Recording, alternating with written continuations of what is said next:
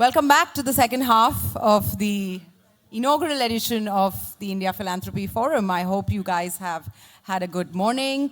Welcome to the people that weren't able to join us in the morning, and we're going to kickstart the next half right away. Our panel's ready, and I'm going to hand it over to Florence Miller. Thank you, Dalnaz. Hi, everyone. My name is Florence Miller, and I run the UK-based Environmental Funders Network. And we are a network that supports trusts and foundations and individual philanthropists to take action on the environment, on environmental causes, as effectively as possible. Our members give both here in the UK but also internationally, so we have a global perspective. And we have done a lot of work to try to highlight how climate change intersects with pretty much any other philanthropic cause you might think of. And that's what we mean by intersectional philanthropy in this session. So the ways in which climate intersects with other issues and how they might be addressed together and arguably must be addressed together. And one relevant initiative that we've been involved in here in the UK as a partner is called Everyone's Environment, which is led by New Philanthropy Capital. And I mention it in this context because they have been consulting with groups of marginalised people here in the UK to learn how they are already being impacted by climate change and by policies to address climate change, and to find out what they would like to be done about it and how charities and funders can better support them.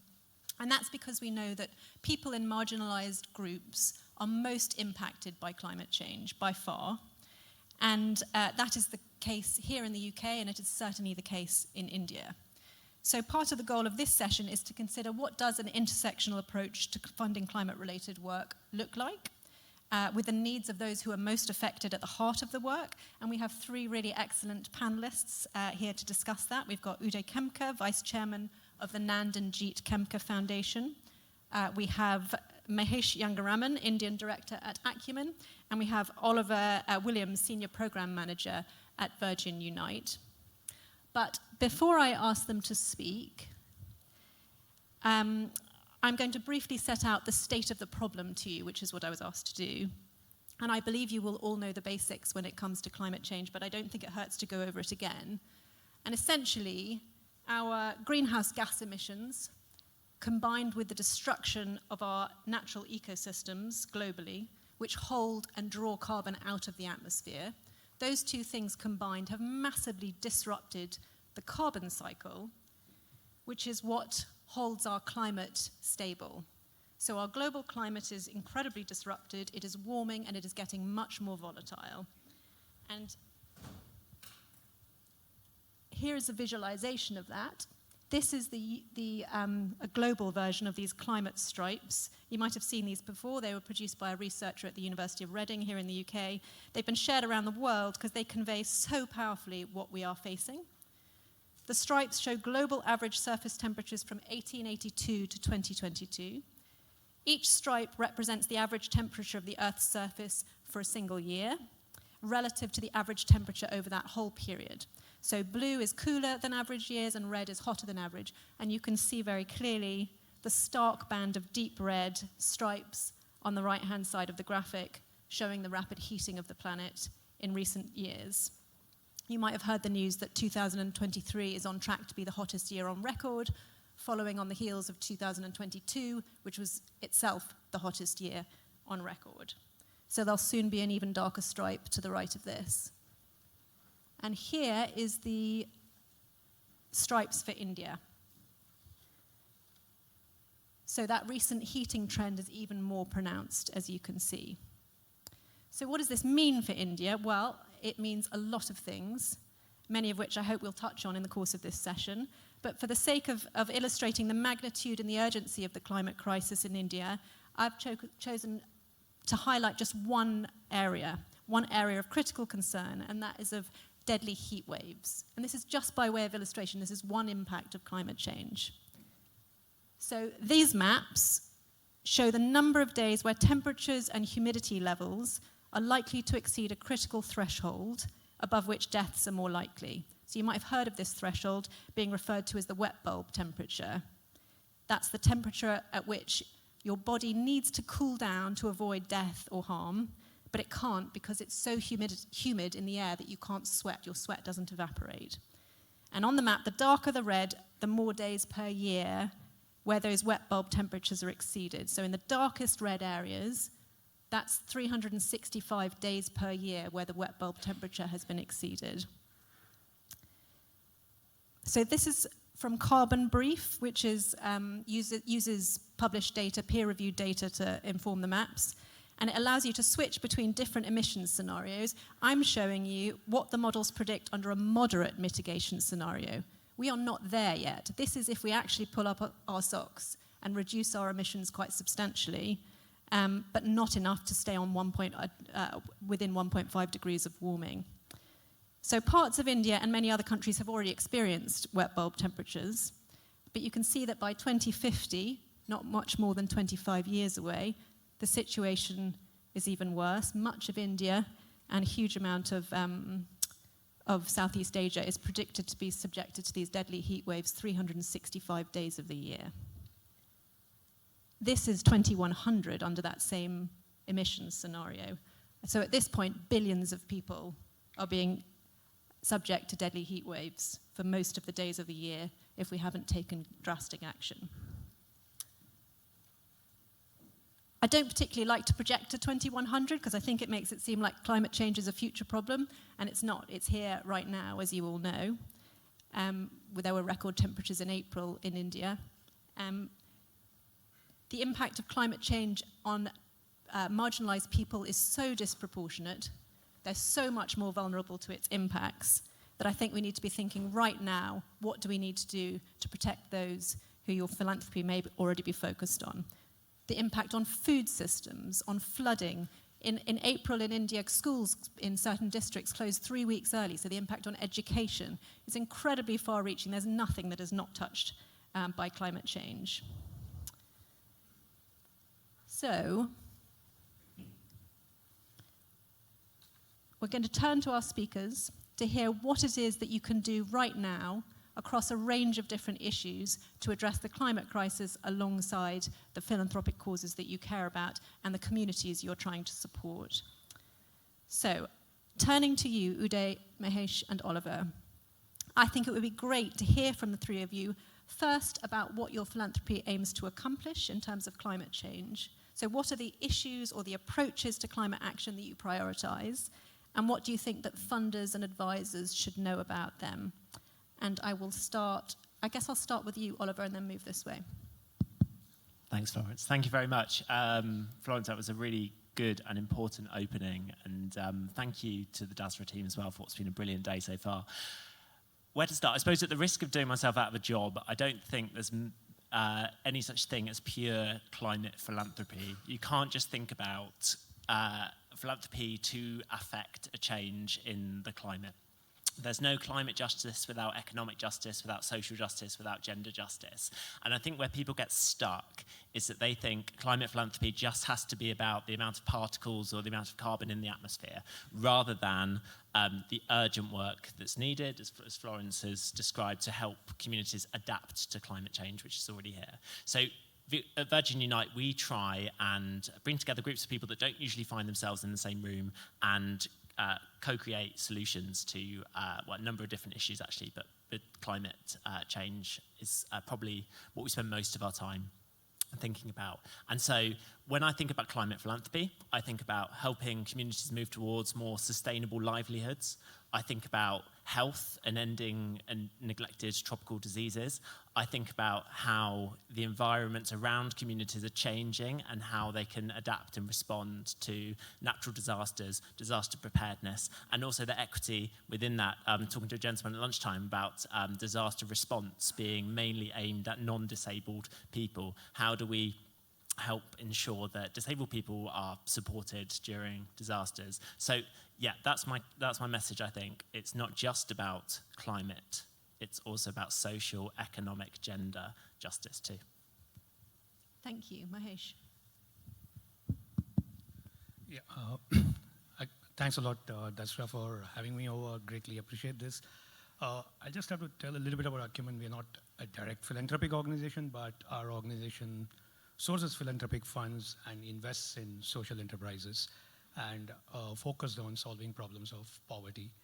And when I say that, the climate issue which we have talked about has such a disproportionate effect on people who are poor that our solutions are whatever we are thinking about at this stage are in two ways. One is very intentional strategy, which is what are the areas where poverty and climate can directly intersect, which could be in the areas of energy access, which is required in so many parts of the world, because if people continue to be energy poor, they are going to be poor, and in that case, their ability to be adapting and be resilient to any climate shocks is going to be not possible. So that's one area we focused on. The other one is climate resilient farming. These are the two areas we focus in terms of our investment work. And third is all the transitions which are happening because of the green jobs which are getting created, which have disproportionate effect on workforce. So these are areas in which we invest through entrepreneurs. And the link for us is we do think while there is climate finance, there is government, there is social sector organizations, it requires all of us. And we focus our energies on social enterprises. And we think that entrepreneurs with the right support and hand-holding can solve problems of poverty as well as climate. Great, thanks Mahesh, great. Uday. We are in a very inconvenient, almost tragic moment, because till the end of the last century, with the Millennium Development Goals, we thought we could lift the planet up with these goals. We deepened them with the Sustainable Development Goals into a whole framework of bettering the human condition on poverty, on justice, on gender, in all these areas. But to have a conversation of truthfulness in this group, and let's do that, let's assume we've all known each other for 30 years, we're all old friends, we need to speak the truth about the situation we're in, which was prefigured by what Florence said. I looked carefully at your faces when that map was up on the wet bulb temperatures, and I saw some of you looking in disbelief. Very sadly, that science is true. There's a politician in India called Yashwant Sinha. His son Jayant was a great parliamentarian focusing on climate change, and I were both at Harvard for the Harvard Climate Summit and MIT. And we were shocked because we got this information. And we couldn't sleep for 4 nights, because we couldn't really believe what was being said there. This is not a normal development challenge. We need to accept that existentially.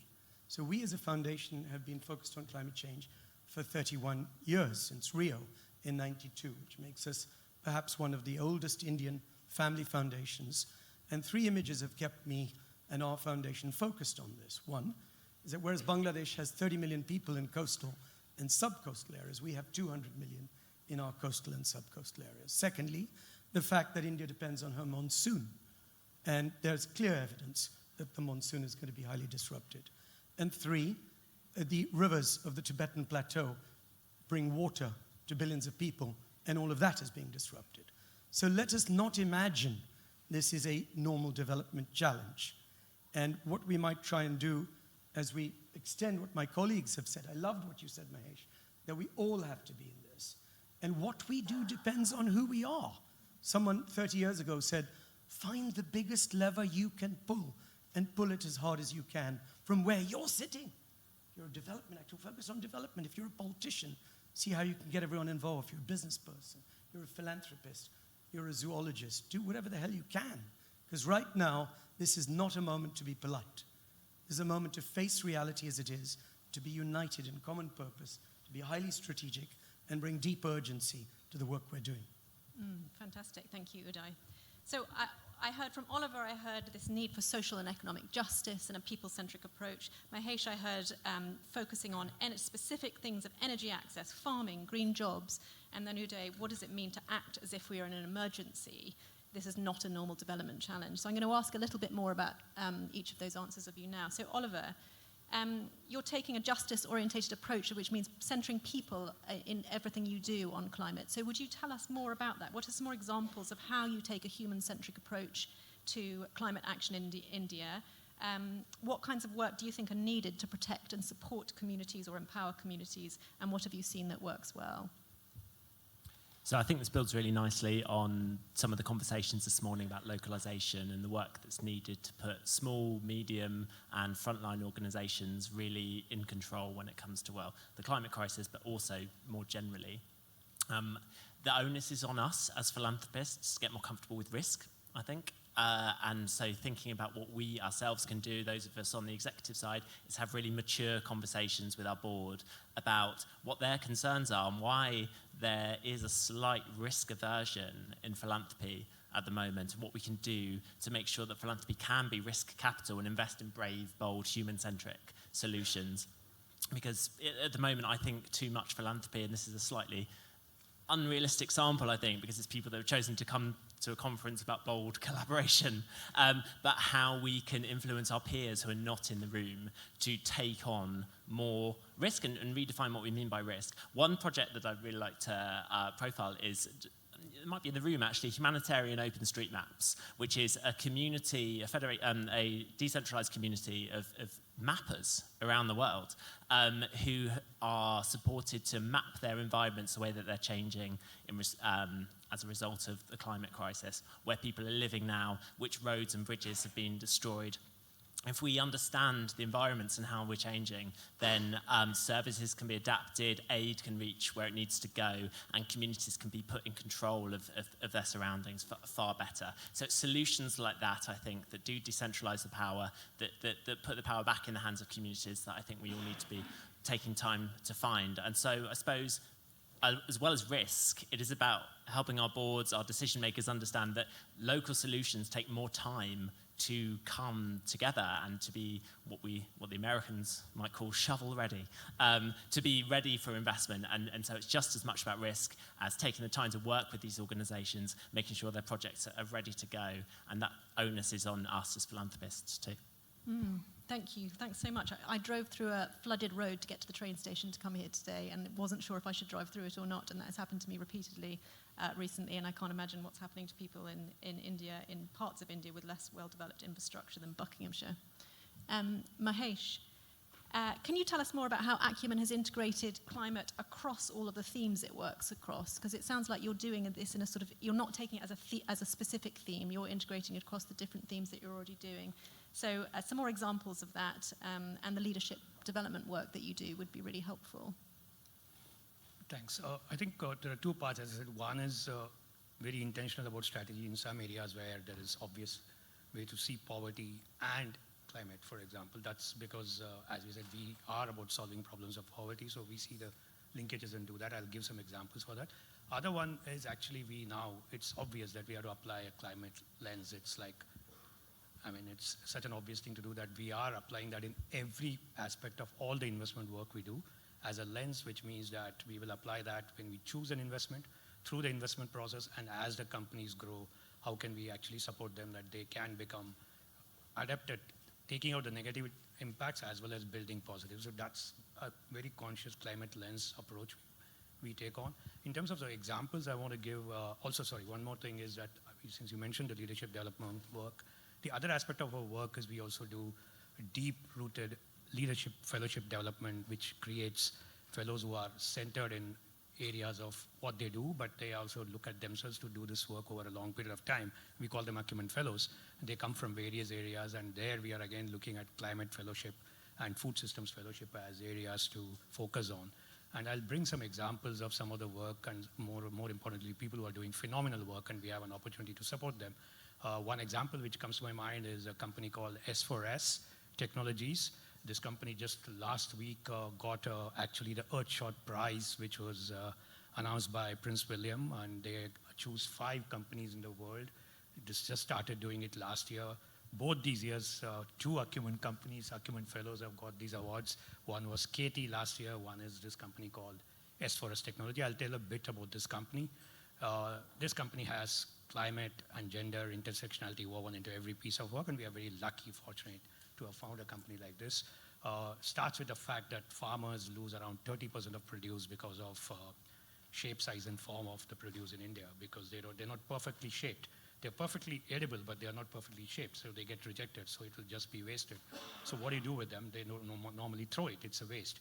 The impact of that is farmers lose income, which means their ability to be resilient goes away, which means they become less climate resilient. So that's one part of the problem. The second is the fact that so much food goes waste. What this company does is uses solar dryer, and second is it's a distributed solar energy dryer, so it is not something which is centralized, which means the problem is solved at that end, and it uses women entrepreneurs who actually source these from these farmers, and then it goes to the company's value chain.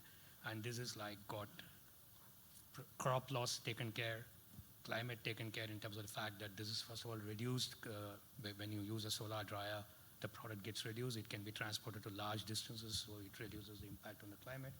And actually there's food and nutrition kept intact. So build solutions like that. We are fascinated by entrepreneurs who are thinking solutions like that. And we're very fortunate to have an opportunity to work and invest with some of them, and very, very glad to see them getting the recognition on global stage, such as Earthshot Prize. So that is an example which comes to my mind. Yeah, very gratifying to see them go on to get the Earthshot Prize. Yeah. Thank you. Uday, tell me, you've been working on climate since 1992. How have you been acting as if we were in an emergency since then? What have you learnt, and what are you funding that you feel is making a difference that might inspire other funders too?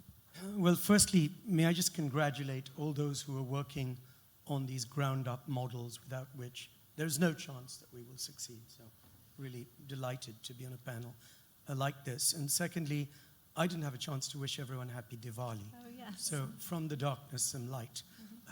Thirdly, again, thank you to Dasra. And I hope people have already recognized you, Florence, for the amazing work that EFN does and that all of you do. As far as we're concerned, again, we come from a slightly different point of view. And that's good. A good panel has some diversity. Someone said to me 30 years ago, climate change is about the big numbers.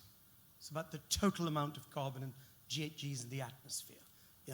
As you've heard that statistic about how many Hiroshima bombs are being exploded in terms of carbon every single day, putting up carbon into this very thin layer of the stratosphere. It's an absolute disaster. So as we think about the bottom up, we also need to think about the top down. We don't have to have ideology anymore. We just need to be partners in this journey. Our journey, saying what are the biggest levers we can pull, has been about three things. One, India. How do we move India's policies on the power we use, the transport we use, the way we build buildings? Because there's a huge shift that's going on in that country. India is the third largest GHG emitter today on the planet, right? And that's a good thing in a way, because it shows that India's gone from the 13th largest economy when, Paul, you and I were bankers in India in the early 90s, to now when it's the number 5 economy on the planet, right? It's likely to be number 3. But if we solve the Chinese problem, we solve the US problem, and we don't solve India's GHG emissions problems, it will still be disastrous. So one side of it is getting these policies right. And we've been working very closely with the Indian government, and we can ask legitimately the question, what can philanthropists do? I'll come back to that. The second is climate finance. I know there's some ex-bankers here. I met others apart from Paul. And finance is incredibly important. We need to galvanize an extra $1 trillion of capital for emerging countries every single year from 2030 onwards, of additional capital. And that's what the Stern-Songway process in the UN is trying to figure out. And India is a big part of that, right? And we've been working on climate finance. So what's coming back, and there are a variety of other things on EV policy and so forth and so forth.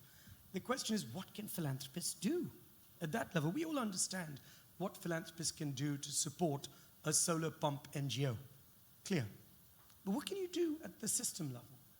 And what we've found is, see, if you actually look around you at your neighbors here, you may feel that some of us are more privileged and others are less privileged. It's not true. Everyone in this room is part of this tiny 0.001% of the elite of the planet. And 7.9 billion people are looking at us today. And we all have incredibly powerful networks if we think about what our networks are.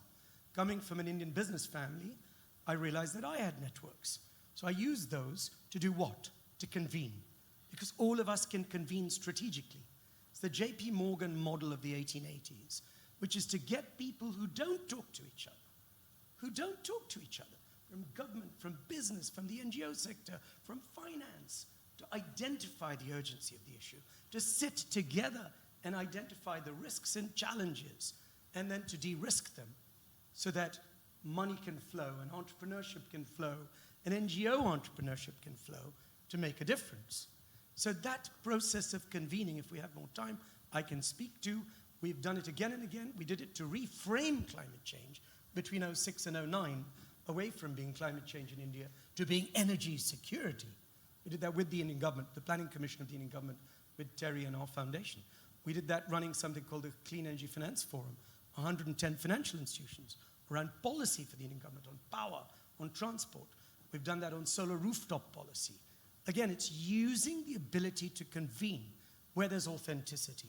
People trust you because you're trustworthy. Have that faith in yourself. So you then invite people and you say, you know what, this is a big problem. How do we fix it? And by the way, we're not really going to let you out of this room, for a day until you, and we're going to convene you again and again and again, as opposed to just chit-chatting about it. And that's worked very well for our foundation. We're doing it now, not only in climate change mitigation, but in the area you mentioned, adaptation. And I should say that we now have to focus in a huge way on adaptation. We're having a summit this summer. If anyone's interested in joining us in that, we'd love it. And mitigation, adaptation are not enough, I'm afraid, because the tipping points of the Arctic Greenland, the West Antarctic ice sheet are reflected in the Tibetan Plateau, what's called the third pole. And we've got to find ways of protecting the third pole. So you start to go into quite funky, esoteric science fiction terrain, but we don't have an option. Those of us who are being very contemptuous about Plan B 10 years ago, or the Necker Island stuff, we have to face the fact that today, hold to truth, as Gandhi said, satyagraha. The truth is we've got to do it all. And the only way we can do it is if we just forget our labels, forget our prejudices, imagine we're one family, imagine we've all known each other, imagine this is D-Day, imagine this is a war, imagine we've got to fix it, and just lock in, be partners, and do what each of us does best, but as part of system change, which is fierce and urgent. Thank you, Uday. I think there are three sort of areas of climate action, and you've just touched on them, but I'm going to just clarify so we're all on the same page. We need to mitigate climate change. We need to stop taking fossil fuels out of the ground and reduce our emissions almost down to zero. And we also need to restore nature, because nature is what draws carbon out of the atmosphere. So those are the two things in terms of mitigation. Adaptation, which we're hearing about, is how do you help communities in the face of climate change? How do you help them to adapt to a warming world? And then I think that you were touching on the third one in terms of drawing down carbon through other means. Is that what you were hinting at, Uday? And also, I'm afraid, we're now starting, I just hosted a summit the Khemka Foundation did in Reykjavik 3 weeks ago on protecting the Arctic with locally engineered curtains to stop the hot water undermining these ice shelves, and even looking at creating marine cloud brightening over the Arctic. So listen, we just have to be real about it all right now, and not have any illusions, and just jump in and do what we can without endangering the planet through doing stupid things that could have inadvertent side effects. But we all have to just bring our best authenticity, our best scientific minds to all of this. Thank you. So I'd love to open it up in a minute to questions and comments from the audience, and I'm sure some of you have great experience funding work at the intersection of climate change and other issues. Before I get there, I'd like to do one last round and just draw out your advice that you have for potential funders who are not yet funding climate work but are funding other issues that are incredibly affected by climate change. So you've mentioned a lot of things. You've talked about your convening, you've talked about the types of work you're funding. Anything else you would like to share with funders before we open it up to the room? Oliver. Can't really put it any better than Uday put it. Collaborate, really. It would be remiss of me to come to a Dasra conference and not talk about the power of collaboration. The Indian Climate Collaborative, Dasra themselves, Giving Pie, there are plenty of ways that you can find the EFN. Plenty of ways that you can find like-minded people so that you're not having to start from scratch. And as has already been said, whether you're an education funder, an economic empowerment funder, a development funder, you're already adjacent to climate, so it's not too much of a step to take. Our model has worked on the fact that the philanthropy-backed model is what our investing model is, and that has de-risked various solutions we talked about in 20 years back, which were specific about education or energy access. If we think about it today, climate kind of permeates everywhere. Climate is a lens we adopt. I think philanthropy has a big role to play in de-risking any of these models which start out which are not going to have straight away commercial pathways, but you need the de-risking in the early stages. I think philanthropy continues to be a critical component of any such aspect. Number one. Number two is any of the SDGs we talk about, I think it's very obvious that all of them will be pulled back if climate lens is not adopted. That's the same way we think about our work, that if you're thinking of investments, if we don't apply a climate lens across them, it's not going to fly. And at the same time, we want to keep people at the center, because I think fundamental long-term resilience for people who are in poverty, if that's not built, I don't think there is. These are all not either or, they are not binaries. Similarly, mitigation, adaptation, these are not binaries. In every mitigation, you need to have an adaptation and resilience built in. So we see it that way. We need to build solutions for people who are in poverty as part of the solutions, and we think philanthropy has to continue to play a big role in finding new models which will take us out of this situation. Thanks, Mahesh. I think 10 years ago was a moment to wake everyone up to the intersectionality of climate change. The fact that it did affect everyone's work as traditional philanthropists.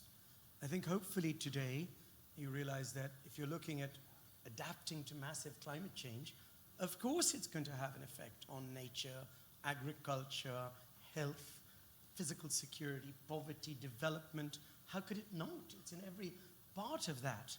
But as you were saying, it also affects mitigation. We were looking at health care as a sector.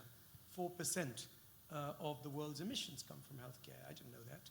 But of course, healthcare's role in adaptation is so critical. So there is, I would challenge anyone to find an area of traditional philanthropy funding which is not deeply affected by climate change, but which can also help mitigate climate change. So we bring that, and the people centricity is surely what should philanthropy, that's what it means, is surely what's driving all of us to be here today. So we just need to bring truthfulness to the integrity of how all this fits together. In 2023, it didn't have to be like that. In 92, if we'd got our acts together, we might have been talking about philanthropy X climate change, but now it's everywhere. Thanks, Uday. Before I open it up, I just want to highlight the funders' commitment on climate change. There's a UK version and there's an international version, depending on where you're based. But making that commitment doesn't mean you have to have done anything on climate yet, but you're making a commitment that you will look at it across your operations, your grant making, and your investments, and that you will commit to learn about it. And it's it's housed by the Association of Charitable Foundations here in the UK and by Wings internationally. And that's a great convening forum, an educational forum for learning more. So we are ready to take questions from the audience.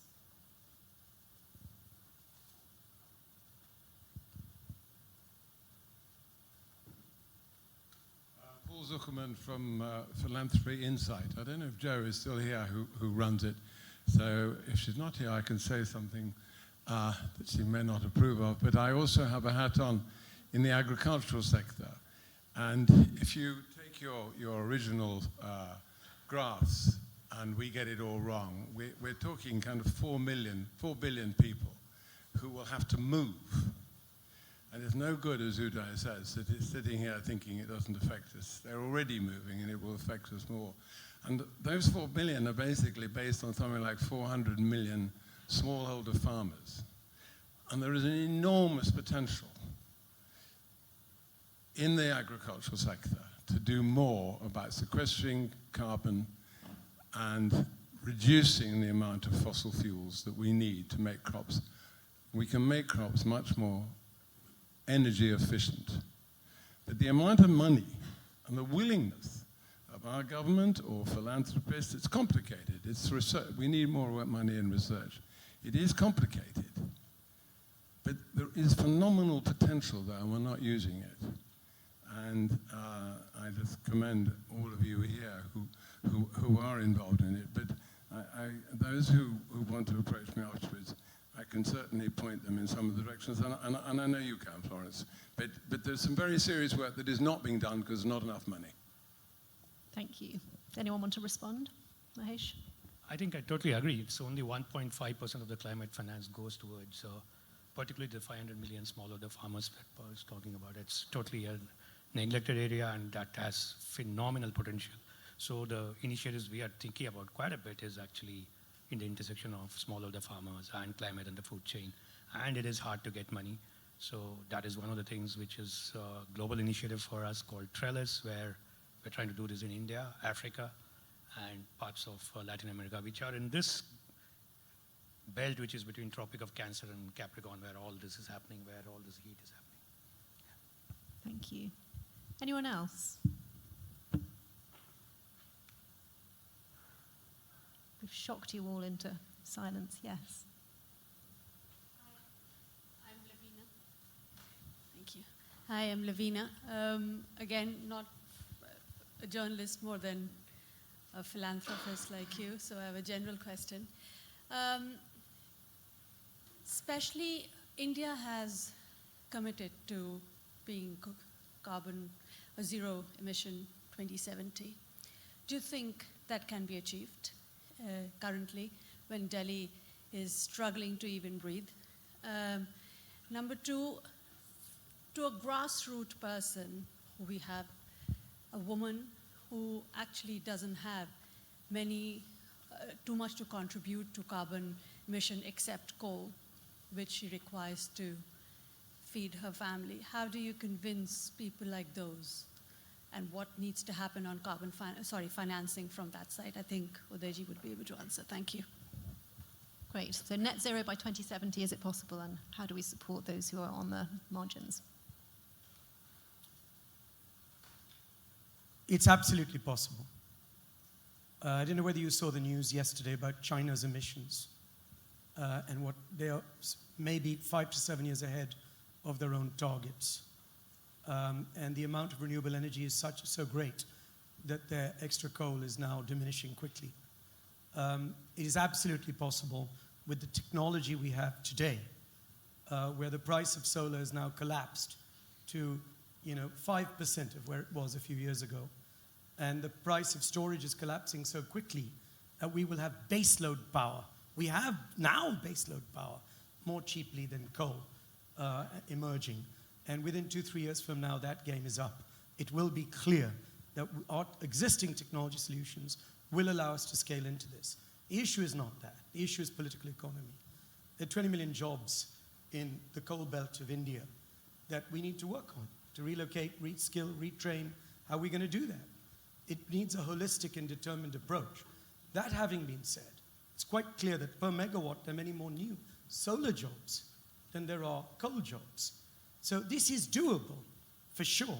2070 is way too late. We will be able to achieve it way before that, and we need to achieve it way before that. With respect to the issue of poverty, see, there are two ways to look at it.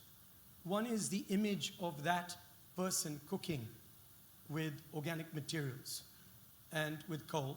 And you're very familiar, I'm sure, with the lung cancer and the other issues. We've talked about solar stoves and chullas, and there's all of that that will be part of the solution. But the other part of the solution is not to be condescending about poverty. The fact that we can bring real electricity into that home from renewable sources, and that every village is electrified. Maybe it's done locally through solar panels, or maybe it's done through the grid. Everyone should be given, someone said to me on a panel 2 days ago, well, this new energy thing is not like digital, and digital is for the developed people, whereas this is for poor people. I said, excuse me, there are 1 billion people who have smartphones in India now. So we must leapfrog our way beyond this false dichotomy so that people can develop, come out of poverty, and go well beyond that.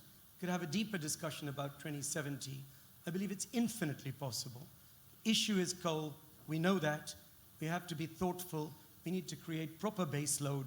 We need to reskill jobs, but we can do it.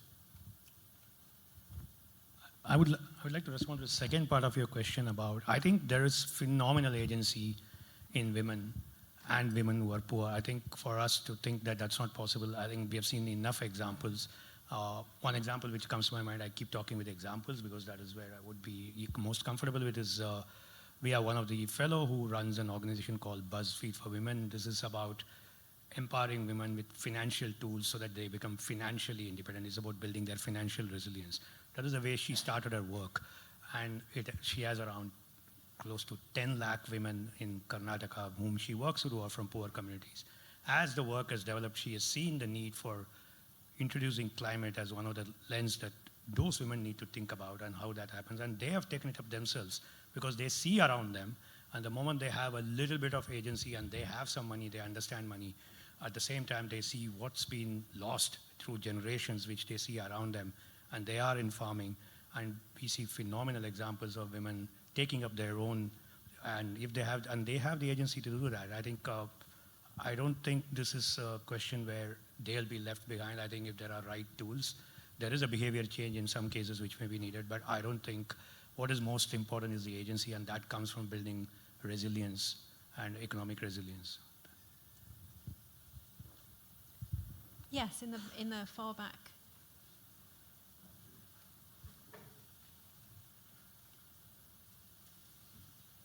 Thank you. I'm Samira from Wings, and thank you for the plug. So if you do need to know any more about the commitment, please let me know. My question, and I guess it's a follow-up question, is what is the role that philanthropy in India is playing right now, or should be playing, to defend and protect the space and support the agency of environmental activists who are operating at different levels and raising the attention on climate change and climate crisis? And my concern is that the feelings associated with fear trump the feelings or action associated with urgency. Do you want to take that, Oliver? I just want to come in very quickly to start with to underline the role of advocacy alongside philanthropy. I think, Uday, you've touched on it, but it's not enough necessarily just to use one's money, particularly where one's founder is quite privileged and has already made their money, so perhaps has less to lose by speaking out. It's really, really important on all of us to be advocating for protection of activist work, but for change more generally, whether it's on energy transition or whatever, alongside grant giving.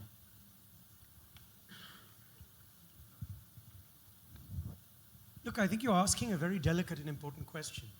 It's not an easy question, again, if we hold to truth about the India we're in right now. I would suggest to you that those who have courage and who do stand out, I was listening to Al Gore this morning in his New York Times interview from the summer, talking about his shift of opinion on oil and gas companies. He said, I take inspiration every day from the people who are protesting on the front lines. And I think that's incredibly important, and it's incredibly courageous very often when people stand against vested interests and interests that are funded by huge, business, industrial, political complexes. At the same time, I go with Gandhiji in thinking that everyone has ahimsa in them. And even that politician who, if you face him with the truth of what's going to happen with his own children and grandchildren, and can link it to their own development agendas, could do good things. I personally believe this government has been on certain aspects of, and not the environmental agenda, it can come to local issues and forests and so forth, on the renewable energy agenda, very strong in what it's doing. So I think it's very important with any human being for them to feel criticized, but also loved. So to commend them when they're doing good, and to stand against them when they're not doing good. But if there's a relationship of trust, we Indians have a special responsibility with Indian passports. As you know, there's been a kind of blocking of external sort of input into all of this. So it doubles down on the importance of patriotic Indians. You notice Paul was saying I used to wear a double-breasted suit. I did. I'm wearing a bangala now because I want to be an Indian talking to Indians. And that's a big opportunity for all of us right now. I think we're getting close to time, so I think I'd like to wrap up with one final question for each of you, which is, where do you derive hope in climate giving and the work that you're doing? So perhaps we could start, Uday, with you. I believe that we've all grown up with barriers and silos. Each one of us here will say, I work for this foundation, that organization. When we see the scale of what we need to achieve, I find it all, very often the humanity comes through. All these affiliations just fade away. Even when you're talking to some of the biggest billionaires in the world, you say, do you know what? It's going to happen to kids and grandkids. And suddenly they become human. And I take hope from the intense collaborative depth of our community as it comes together. And when I say our community, I don't mean the philanthropy community alone or the NGO community, but us as human beings. Because this is severe. It's like a family member getting cancer. Everyone forgets their quarrels. You rally around that person. That's where we are now.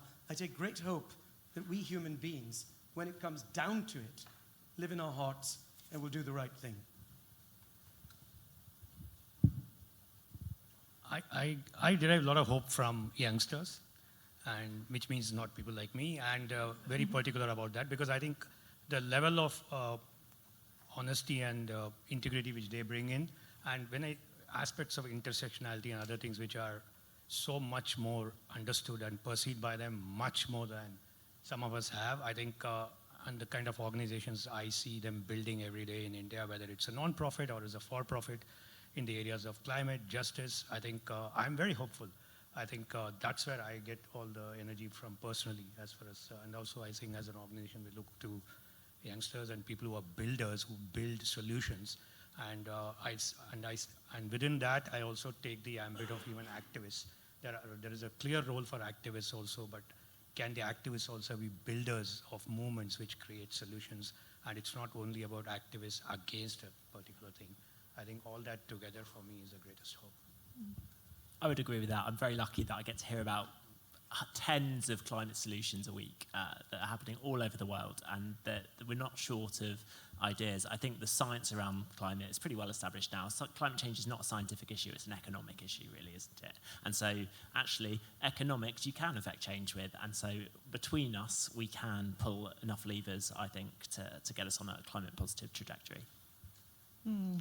Well, thank you so much, all of you. I have found that really inspiring. I found the combination of your kind of call to action, to speak to the truth, to recognize the magnitude of what we're facing today, with the very specific things you're doing on the ground, combined with your work to convene. I found that a really inspiring combination. I hope the audience did too. Can I just add one word, with your permission? I talked about Indians, but the UK-India corridor is critical. We're here in the UK, and this relationship is really building very fast right now. There's a huge amount we can do together between the two countries as well. Great note to end on. Thank you.